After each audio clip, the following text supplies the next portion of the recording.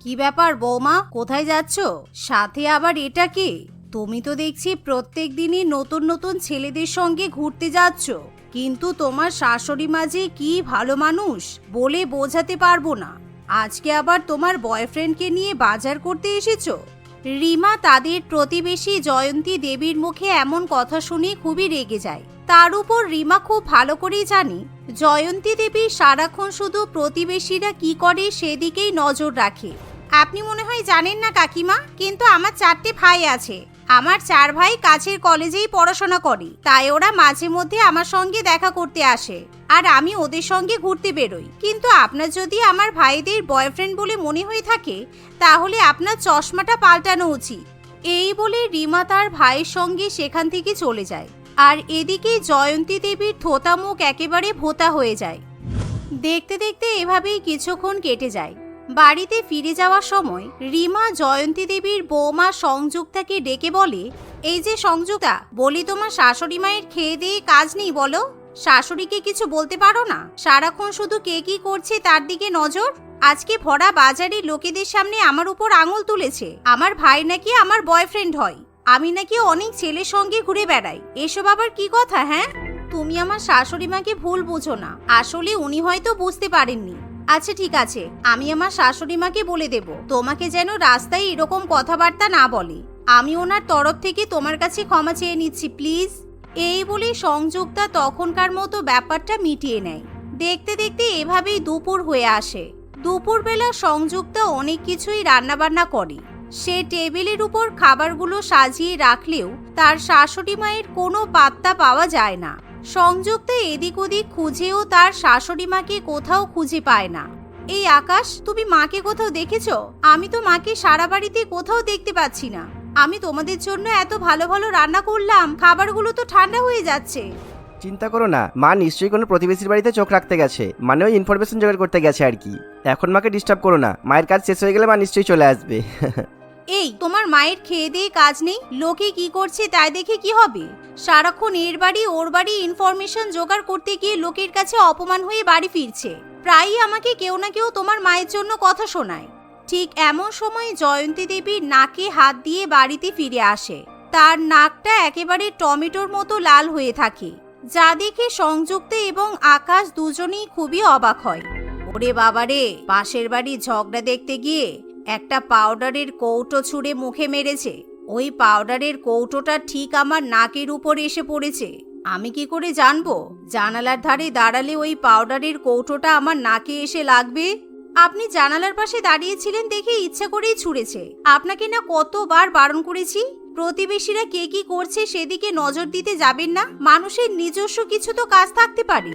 দরকার পড়ে আপনি বাড়িতে বসে সিরিয়াল দেখুন, লোকে কি করছে দেখে আপনার কি পেটের ভাত হজম হবে? এসব তুমি বুঝবে না। আমি এদিক ওদিক একটু ঘুরেই বেড়াই, মানুষজনকে দেখি, তাতে কি হয়েছে? আমি তো কারোর বাড়িতে গিয়ে বসে থাকছি না। আর আমি কি করি না করি তোমাকে দেখতে হবে না, তুমি নিজের চরকায় তেল দাও। এই বলে জয়ন্তী দেবী সেখান থেকে চলে যায়। দেখতে দেখতে এভাবেই সময় কাটতে থাকে, কিন্তু জয়ন্তী দেবীর স্বভাব একেবারেই পরিবর্তিত হয় না। সে প্রত্যেক দিনই তার প্রতিবেশীদের উপর নজর রাখতে থাকে। এমনই একদিন জয়ন্তী দেবী যখন বাজারে যায়, তখন তার সঙ্গে তার প্রতিবেশী মালতী দেবীর দেখা হয়। এই মালতী, তোকে একটা কথা বলার ছিল। তুই জানিস আমাদের বাড়ির পাশে শিখা, ও তো প্রত্যেক দিন তোর বাড়িতে গিয়ে খেয়ে আসে। কালকে নিজের বাড়িতে মটন বিরিয়ানি, চিকেন চাপ, পোলাও আরো কত কিছু রান্না করেছিল, কিন্তু তোকে একবারও নিমন্ত্রণ করলো না। এদিকে মুখে বলে তুই নাকি ওর বেস্ট ফ্রেন্ড।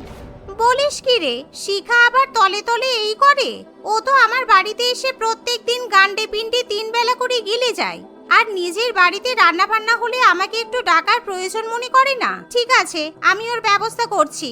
শুধু তাই নয়, আমি তো শিখাকে বলতে শুনেছিলাম তোর মেয়েকে নাকি কি বাজে দেখতে, কিন্তু তাও তোদের টাকা পয়সা আছে বলে তোর মেয়ের সঙ্গে শিখা ওর ছেলের বিয়ে দেবে বলে ভাবছে। হ্যাঁ, সেটা তো কয়েকদিন ধরেই আমার বাড়িতে এসে বলছিল ওর ছেলের সঙ্গে নাকি আমার মেয়ের বিয়ে দেবে। আমি ভাবলাম আমাদের এতদিনকার সম্পর্ক, হয়তো সেই জন্যই আমাদের ছেলে মেয়েদের মধ্যে বিয়ে দেবার কথা বলছে। জয়ন্তী দেবী এখানেই থেমে থাকে না, সে শিখা দেবীর নামে আরো উল্টোপাল্টা কথা বলতে থাকে। যার ফলে মালতী দেবী খুবই রেগে গিয়ে শিখা দেবীর সঙ্গে তার সম্পর্ক একেবারেই ভেঙে ফেলে। অন্যদিকে শিখা দেবী খুব ভালো মতোই বুঝতে পারে এটা তাদের প্রতিবেশী জয়ন্তী দেবী ছাড়া আর অন্য কারোর কাজ হতে পারে না। জয়ন্তী, তুই কিন্তু কাজটা মোটেই ভালো করছিস না। সারাক্ষণ শুধু এর ঘরে ওর ঘরে আড়ি পেতে বসে থাকিস। তুই আমাদের সংসারে অশান্তি লাগাচ্ছিস। আজকে দিব্যি আমার ছেলের সঙ্গে মালতীর মেয়ের বিয়ে হয়ে যেত, কিন্তু শুধুমাত্র তোর জন্য বিয়েটা ভেঙে গেল। না না, কে বলেছে আমি তোদের ঘরে আড়ি পাততে গেছি? আমি তো কোনোদিনও তোদের বাড়িতেই ঢুকি না। তাছাড়া ঈশ্বর যা করেন মঙ্গলের জন্যই করেন। তোর মতো কুচুটে মহিলার বাড়িতে মালতীর মেয়ের বিয়ে হয়নি, অনেক ভালো হয়েছে। এমন কথা শুনে শিখা দেবী খুবই রেগে যায় আর সে জয়ন্তী দেবীকে অনেক উল্টোপাল্টা কথা শোনায়, কিন্তু তাতেও জয়ন্তী দেবীর কিছু যায় আসে না। শিখা দেবী এবং মালতী দেবীর মধ্যে ঝগড়া লাগিয়ে মনে মনে সে বেশ আনন্দই পায়। দেখতে দেখতে আরো কিছুদিন কেটে যায়। একদিন হঠাৎই সোনালী দেবী ভীষণই চিৎকার চেঁচেমেচি করতে শুরু করে। কে আমার বাড়ি থেকে প্রত্যেকদিন ফুল তুলে নিয়ে যায় শুনি? এত টাকা দিয়ে ফুল গাছ লাগিয়েছি, কোন শালা প্রত্যেকদিন আমার বাড়ির ডাল ভেঙে ফুল নিয়ে যায়? একবার যদি ধরতে পারি আমি তাকে কান ধরে উঠবোস করাবো। ঠিক এমন সময় জয়ন্তী দেবী সেখানে এসে হাজির হয়। আরে তুমি মাথা গরম করছো কেন? ওই তো তোমার একটা বাড়ির পরে বিকাশ। বিকাশ ও প্রত্যেকদিন তোমার বাড়িতে এসে ফুল তুলে নিয়ে যায়। আসলে বিকাশ ওর বউয়ের জন্য ফুল না নিয়ে গেলে ওর বউ নাকি রাগারাগি করে। ও মা, তাই নাকি? ঠিক আছে, আজকেই আমি বিকাশের বউকে সব কথা বলবো। আমার এত স্বাদের গাছ থেকে ফুল ভেঙে নিয়ে যাবে কেন? নিজের বউকে 2 পয়সা দিয়ে ফুল কিনে দিতে পারে না? এই বলে সোনালী দেবী সোজা বিকাশ বাবুর বউ চন্দনা দেবীর কাছে চলে যায়। এই চন্দনা, তোর বরের হাত পা বেঁধে রাখবি, বুঝতে পেরেছিস? যদি আমার বাড়িতে ফুল নিতে যাই, এবার কিন্তু আমি তোর বরের ঠ্যাং খোড়া করে রেখে দেবো বলে দিলাম। অনেক দিন ধরে সহ্য করছি, আর নয়। এভাবে সোনালী দেবী তার প্রতিবেশী চন্দনা দেবীর সঙ্গে ভীষণই ঝগড়া ঝামেলা করে, যার ফলে চন্দনা দেবী মনে মনে তার স্বামী বিকাশবাবুর উপর খুবই রেগে যায়। কিছুক্ষণ পর বিকাশবাবু বাড়িতে ফিরে এলে চন্দনা দেবী তার স্বামীর সঙ্গে তুমুল ঝামেলা করে, যা দেখে জয়ন্তী দেবী খুশি হয়ে তার বৌমাকে বলে, দেখেছো বৌমা, টিভিতে সিরিয়াল দেখার থেকে প্রতিবেশীদের বাড়িতে ঝামেলা দেখা অনেক ভালো। উফ, পাড়াটা একটু জমজমাট না হলে হয়? বেশ কাদের বাড়িতে ঝামেলা বাঁধবে, কিছু ড্রামা হবে, তবেই তো পাড়াতে থাকতে মজা লাগবে। এভাবেই দেখতে দেখতে আরো কিছুদিন কেটে যায়। একদিন জয়ন্তী দেবী ব্যালকনিতে দাঁড়িয়ে বিকাশবাবুকে অফিস থেকে বাড়ি ফেরার সময় সিগারেট খেতে দেখে, যা দেখে জয়ন্তী দেবী তখনই নিচে নেমে গিয়ে বিকাশবাবুকে বলে, এই যে বিকাশবাবু, কেমন আছেন? বাড়ি যাওয়ার আগে সিগারেট খাচ্ছেন নাকি? বাড়িতে গিয়ে সিগারেট খেলে বউ মারবে বুঝি? আমি তো তোমার বউয়ের সঙ্গেই গল্প করতে যাচ্ছিলাম। তোমার বউ কিন্তু সিগারেট খাওয়া একদমই পছন্দ করে না। এই মরেছে, এই মহিলার জন্যই আরেকবার আমাদের বাড়িতে ঝগড়া লেগেছিল। আমি ভোর রাত্রে উঠে ফুল তুলে নিয়ে যেতাম, কেউ বুঝতেই পারতো না, কিন্তু এই জয়ন্তীই তো সারাক্ষণ লোকের বাড়িতে চোখ রেখে বসে থাকে। এই সিগারেটের খবরটা যদি একবার আমার বউয়ের কানে যায়, তাহলে আমার আর রক্ষে নেই।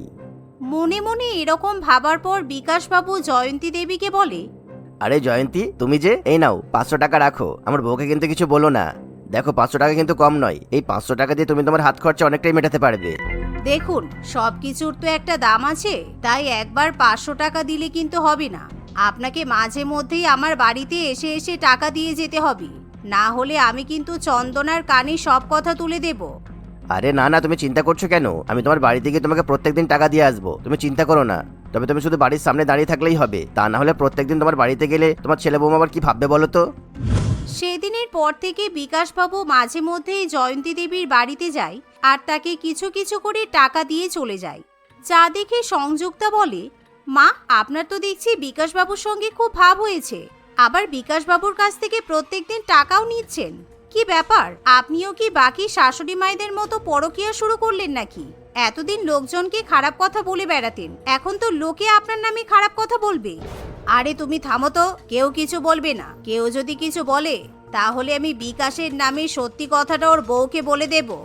জয়ন্তী দেবীর কথা শেষ হতে না হতেই চন্দনা দেবী এবং আরো বেশ কিছু প্রতিবেশী সেখানে এসে হাজির হয়।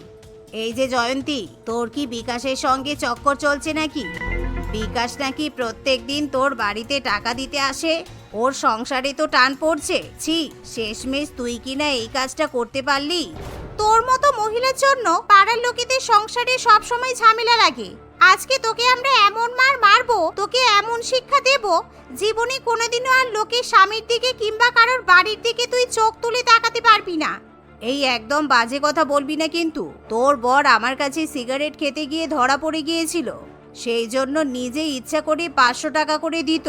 আমি কি তোর বরের কাছে টাকা চেয়েছি নাকি? তোর বরই তো আমাকে গায়ে পড়ে টাকা দিতে আসে। আমার বর বহুদিন ধরে সিগারেট খায়, সে কথা আমি খুব ভালো করেই জানি। আর তুই কিনা আমার বরকে ব্ল্যাকমেল করে টাকা পয়সা নিচ্ছিস। আমার বরের সাথে যে নিজে চক্কর চালাচ্ছিস, সেটা বলতে কি তোর প্রবলেম হচ্ছে? একে গুছিয়ে মারতে হবে, না হলে শিক্ষা হবে না। অন্যের সংসার ভাঙার তালে থাকে শুধু। এই বলে পাড়ার সমস্ত মহিলারা জয়ন্তী দেবীকে আচ্ছা করে মারধর করে। সবাই মিলে জয়ন্তী দেবীকে পরকীয়ার অপবাদ দিলে জয়ন্তী দেবী ভীষণই লজ্জা পেয়ে যায়। এবার আপনার শিক্ষা হয়েছে তো? আমি আপনাকে কতবার বারণ করতাম এরকম কাজ করবেন না, কিন্তু আপনি আমার কথা কোনোদিনও শোনেননি। থাক বৌমা, আমার শিক্ষা হয়ে গেছে। আমি আর কোনোদিনও কারোর দিকে চোখ তুলে তাকাবো না। কে কি করছে না করছে আমার দেখার আর কোনো দরকার নেই। সেদিনের পর থেকেই জয়ন্তী দেবী নিজেকে পুরোপুরিভাবে পরিবর্তিত করে নেয়। সে আর কখনো প্রতিবেশীদের সংসারে ঝামেলা লাগানোর চেষ্টা করে না। মাধবী দেবী বেশ বৃদ্ধ হয়ে গিয়েছিল। এখন তার দ্বারাই বাড়ির কাজকর্ম করা তো দূরের কথা, বার্ধক্যজনিত কারণে এখন তার উঠতে বসতেও সমস্যা হতো। মাধবী দেবীর 3-3টে বৌমা ছিল, তা সত্ত্বেও সে এখন নির্দ্বিধায় বাড়ির সব কাজ করে যাচ্ছিল। সকালে উঠে ঝাড়ু দেওয়া, ঘর মোছা থেকে শুরু করে বাড়ির সমস্ত কিছু সে একাই করত। সে শুধু নিজেরই নয়, তার 3 বৌমা মোনালি, দীপা এবং পিঙ্কিরও দেখাশোনা করছিল। মা, এদিকে একটু আসুন তো, আমার মাথাটা খুব যন্ত্রণা হচ্ছে, মাথাটা একটু টিপে দিন না। মা, শুনছেন? হ্যাঁ হ্যাঁ হ্যাঁ বৌমা, আমি এক্ষুনি আসছি।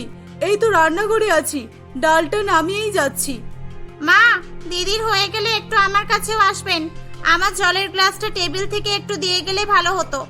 মাধবী দেবী তাড়াতাড়ি করে রান্নাঘরের কাজ মিটিয়ে তার মেজ বৌমা দীপার ঘরে যায় এবং তাকে 1 গ্লাস জল ঢেলে দিয়ে আবারও বড় বৌমার ঘরে যায়। সে বড় বৌমা মোনালির মাথা টিপতে থাকে। ঠিক তখনই তার ছোট বৌমা পিঙ্কির ঘরের ভিতর থেকে আওয়াজ আসে এবং তার পায়ে যন্ত্রণা হচ্ছে বলে মাধবী দেবীকে তার পা টেপার জন্য বলে। মাধবী দেবী তার ছোট বৌমার পা টিপতে শুরু করে দেয়। বেশ কিছুক্ষণ ধরেই মাধবী দেবী তার ছোট বৌমার পা টিপছিল। ঠিক তখনই সেখানে তার 3 ছেলে শৈলেন, মদন এবং বিনয় চলে আসে। তার মায়ের এরকম অবস্থা দেখে তারা অবাক হয়ে যায়। মা, তুমি এখানে? আর এখানে সব কি চলছে? তুমি এর পা টিপছো কেন? তার মানে আমরা বাড়িতে না থাকলে তোমাকে দিয়ে তোমার বৌমারা এসব করাই নাকি? হ্যাঁ মা, সেই জন্যই আমরা ভেবেছিলাম যে আমরা কখনোই বিয়ে করব না। তুমি জোর করে বিয়ের কথা বললে।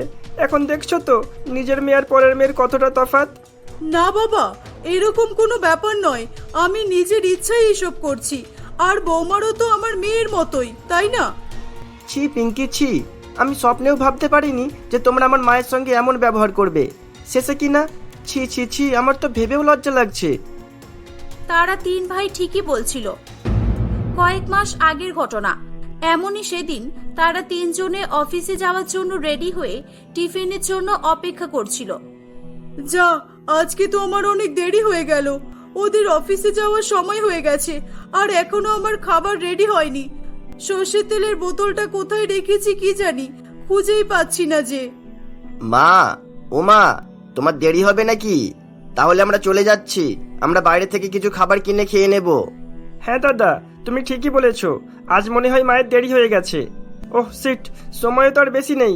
চলো চলো। এই নে বাবা, তোদের খাবার। একটু দেরি হয়ে গেল। আসলে আজকে আমার উঠতে একটু দেরি হয়ে গিয়েছিল আর সর্ষের তেলের বোতলটাও খুঁজে পাচ্ছিলাম না। হ্যাঁ, সেই জন্যই তো বলছিলাম যে আমরা বাইরে থেকে খাবার কিনে খেয়ে নেব।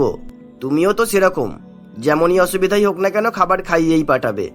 হ্যাঁ, খাইয়ে পাঠাতে হবে না? বাড়ির খাবারের মতো খাবার আছে নাকি? যেমনই হোক না কেন, বাড়ির খাবারের মতো কোনো খাবারই নেই, বুঝলি? তোদের বাবা তো আমার হাতের খাবার না খেয়ে অফিসেই যেত না। এভাবে মাধবী দেবীর সঙ্গে গল্প করতে করতে তার 3 ছেলে খাবার খাওয়া শুরু করে কিন্তু একবার খাবার মুখে তুলেই তারা তিনজনে একে অপরের মুখের দিকে তাকিয়ে থাকে। তখন কি হলো, তোরা খাচ্ছিস না কেন? কোনো অসুবিধা হলো কি? না, অসুবিধা তেমন হয়নি। ওই মানে সর্ষের তেলের বদলে কেরোসিন তেল দিয়ে ডিম ভাজা করেছো। মা, আমিও সেটাই ভাবছিলাম, তাহলে তুমি বাবাকেও কেরোসিন তেল দিয়ে ডিম ভাজা করে দিলে নাকি? না, মোটেও নয়। আর তোরা চুপ কর তো। আমি চোখে ভালো দেখতে পাই না সেটা তো তোরা ভালো করেই জানিস, তবুও তোরা আমার কথা ভাবিস কখনো? হ্যাঁ মা, জানি। এবার আমাদের বিয়ের কথা বলবে, আমাদের বিয়ে করতে হবে, তাই তো? তা বিয়ের কথা বলবো না তো কিসের কথা বলবো শুনি? তোদের তো বিয়ের বয়স হয়ে গেছে। তোরা বিয়েটা কর না বাবা, তাহলে আমিও শান্তি পাই, আর তোরাও কেরোসিন তেলের ডিম ভাজা খাওয়া থেকে বেঁচে যাবি। আচ্ছা বাবা, ঠিক আছে, আমরা ভেবে দেখব। এখন তো অফিসে যাই। আর মা, তুমি নিজের খেয়াল রেখো, আমরা এবারে আসছি। এই বলে তারা তিনজনে অফিসে চলে যায়। কয়েকদিন পর তারা তিন ভাই মিলে মোনালি, দীপা ও পিঙ্কিকে বিয়ে করে বাড়িতে নিয়ে আসে। মাধবী দেবীর কোনো মেয়ে ছিল না। একই সঙ্গে তার তিন বৌমাকে পেয়ে সে মেয়ের মতোই তাদের ভালোবাসতে শুরু করে। আর এটা দেখে তার তিন ছেলেও খুব খুশি ছিল। কিন্তু তাদের এই খুশি বেশি দিন পর্যন্ত স্থায়ী ছিল না। একদিন মাধবী দেবী তার বড় বৌমা মোনালির কাছে গিয়ে বলে, বৌমা, আমার আজ শরীরটা ভালো নয়, তুমি বরং আজকে গিয়ে রান্নাটা করে নাও। আর আমি যতদূর জানি মেজো বউ আর ছোট বউ রান্না বান্না করতে পারে না। হ্যাঁ, পারে না তো শিখতে হবে, ওদেরকে শেখান। আমার কাছে এসে কেন বলছেন আমি কি এই বাড়িতে সকলের গোলামি খাটতে এসেছি? একে তো সারাদিন সবার থেকে বেশি কাজ করি, আর তার উপরে শুধু আমাকেই দেখতে পায়। আপনি এখন জানতো আমি মেকআপ করছি। আচ্ছা বৌমা, ঠিক আছে, আমি বরং মেজো বৌমাকেই গিয়ে বলি। এই বলে মাধবী দেবী তার মেজো বৌমা দীপার কাছে গিয়ে রান্না করার কথা বললে সে রান্না করতে পারবে না বলে, এবং ছোট বৌমার কাছে গিয়ে রান্না করার কথা বলে। মাধবী দেবী পিঙ্কির কাছে গিয়ে বললে, আরে কি মুশকিল বলুন তো, সকাল থেকে এই বাড়িতে খেটে যাচ্ছি, আপনি কি চোখে দেখতে পাচ্ছেন না? এই দেখুন, এখনই 2 বালতি জল নিয়ে এলাম, আর এখনো 1 বালতি আনতে বাকি।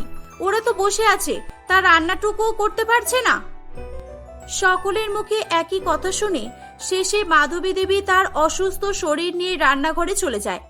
এটা শুধু সেদিনেরই নয়, প্রতিদিনের ঘটনা ছিল। মাধবী দেবীর বাড়িতে বৌমারা আসার পর থেকে তার কষ্ট কমার বদলে বেড়েই গিয়েছিল। এমনই একদিন পিঙ্কি জল আনতে পাশেরই একটি টিউবওয়েলে যায়। আরে শুক্লা, এই মেয়েটি কে রে? প্রতিদিন একে কলে জল নিতে আসতে দেখি। কি বলছো, তুমি একে চেনো না? এ তো মাধবীর বাড়ির বৌমা, ছোট বৌমা। আর চিনবেই বা কিভাবে? এখন গ্রামে নতুন নতুন সবার বিয়ে হচ্ছে। কদিন আগে দেখোনি নমিতার দুটো বৌমাও তো জল নিতে এসেছিল। হ্যাঁ, তুমি ভালো কথা মনে করিয়েছো। এই কদিন ওদের আর আসতে দেখছি না কেন বলো তো? ও, ওরা কেন, তুমি জানো না ওরা তো প্রেগনেন্ট? আর প্রেগনেন্ট অবস্থায় ডাক্তার কাজকর্ম করতে বারণ করে, তুমি জানো না? আর তাই হয়তো ওরা রেস্টে আছে। মহিলা দুটির মুখে এরকম কথা শুনে পিঙ্কির মাথায় একটি বুদ্ধি আসে, এবং সে বাড়ি গিয়ে তার 2 জায়ের সঙ্গে মিথ্যা প্রেগনেন্টের ব্যাপারে আলোচনা করে। পিঙ্কির বুদ্ধি শুনে কাজকর্ম থেকে মুক্তি পাওয়ার কথা ভেবে তারা তিনজনই মিথ্যা প্রেগনেন্টের নাটক করার কথা ভাবে। কিছুক্ষণ পর মোনালি তার শাশুড়ি মায়ের কাছে গিয়ে বলে, মা, আমার না সকাল থেকেই কেমন জানি মাথা ঘুরছে আর বমি বমি পাচ্ছে। আমার কি হয়েছে বলুন তো? হ্যাঁ মা, আমারও না একই অবস্থা হয়েছে, আর ছোট একই কথাই বলছিল। কি কি বলছো তোমরা? তার মানে তোমরা মা হতে চলেছো? হে ঈশ্বর, আজ আমার খুবই খুশির দিন। একই সঙ্গে আমার 3 বৌমার গর্ভে সন্তান দিয়ে আমার খুশিকে তুমি অনেক গুণ বাড়িয়ে দিলে। বৌমা, তোমরা ছেলেদের ফোন করো, আমি এক্ষুনি ওদের খবর দেব। এই নানা মা, এখন সবাইকে জানানোর প্রয়োজন নেই। সেই তো কয়েক মাস পর ওরা বাড়ি এসে জানতেই পারবে। কি বলিস ছোট? আর আমরা ওদেরকে সারপ্রাইজ দেব ভেবেছি। আপনি ওদের আগে থেকে কিছু বলবেন না প্লিজ। হ্যাঁ মা, দিদি ঠিকই বলেছে। ওরা বাইরে আছে, এখন যদি শোনে তাহলে আবার কাজ ছেড়ে চলে আসবে। আচ্ছা বাবা, ঠিক আছে, এখন তোমরা যাও আর রেস্ট করো। তোমাদের আর এখন থেকে কোনো কাজই করতে হবে না। এভাবেই সেদিন মাধবী দেবী তার 3 বৌমাকে বাড়ির কাজকর্ম করতে বারণ করে দেয়। তারা 3 বৌমা সেই সুযোগেরই অপব্যবহার করতে শুরু করে। তারা মিথ্যা প্রেগনেন্টের নাটক করে কাজকর্ম তো দূরের কথা, 1 গ্লাস জল ঢেলেও খাওয়া বন্ধ করে দেয়। এভাবেই বেশ কিছুদিন চলছিল, কিন্তু আজ 3 ছেলে বাড়ি ফিরে আসায় তারা 3 বৌমা একটু চিন্তায় পড়ে যায়। বাবা, তোরা বৌমাদের ভুল ভাবিস না, ওরা এখন অন্তঃসত্ত্বা, আর সেই জন্যই আমি ওদের কোনো কাজকর্ম করতে দেইনি। কিন্তু মা, তোমার তো শরীর খারাপ, আর প্রেগনেন্ট হলেই বা তাতে 1 গ্লাস জল ঢেলে খাওয়াও যাবে না নাকি? আর আমরা ওদেরকে তোমার দেখাশোনা করতে নিয়ে এসেছি, এখানে তো তার উল্টোটাই হচ্ছে। হ্যাঁ মা, আর এইরকম পরিস্থিতি হয়েছে আমাদের ফোন করে বলতেই পারতে, আমরা কাজের লোক রেখে দিতাম। তাই বলে তুমি ওদের... এই তোরা চুপ কর, তোরা ছেলে, তোরা মেয়েদের কষ্টের ব্যাপারে কিভাবে বুঝবি? আমিও তো একজন মা, আমি মেয়েদের কষ্ট বুঝবো না তো কে বুঝবে? মাধবী দেবীর কথাবার্তা শুনে এবং তার বৌমাদের প্রতি তার ভালোবাসা দেখে তার 3 বৌমারই ভুল ভেঙে যায়। তারা 3 জনই কেঁদে ফেলে। তারা তাদের মিথ্যা প্রেগনেন্টের কথা জানিয়ে ক্ষমা চাইতে শুরু করে। মা, আমাদেরকে ক্ষমা করে দিন, আমরা অনেক বড় ভুল করে ফেলেছি। হ্যাঁ মা, আমরা জানি আমরা ক্ষমার যোগ্য নই। সবটা জানার পরও মাধবী দেবী তাদেরকে ক্ষমা করে দেয়। তারপর থেকে তারা তাদের শাশুড়ি মাকে নিজের মায়ের মতো করে ভালোবাসতে থাকে। তারা নিজেরাই বাড়ির সমস্ত কাজ করতে থাকে। এগুলো দেখে তার 3 ছেলেও খুশি হয়। তারা সকলে মিলে এভাবেই হাসি খুশি জীবনযাপন করতে থাকে।